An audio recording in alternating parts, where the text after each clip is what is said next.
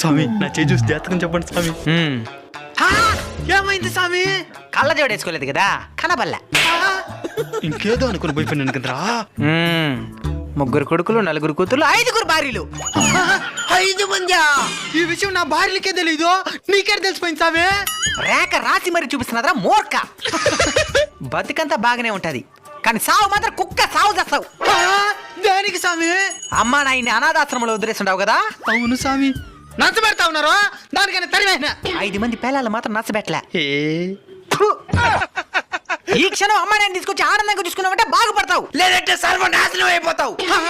ఇప్పుడే మాత్రం స్వామి. అమ్మా నాయనా, నిజంగానే ఆయన జాతకం ఆ విధంగా ఉందా స్వామి? వాళ్ళ తల్లిదండ్రులు వాడి కోసం సర్వస్వం త్యాగం చేస్తుండారు. ఒక్క అబద్ధం వల్ల వాళ్ళకి మంచి జరుగుతుందంటే చెప్పడంలో తప్పులేదు కదా. తల్లిదండ్రులను సేవిస్తే తన బతుకు కూడా బంగారుమయమవుతుంది.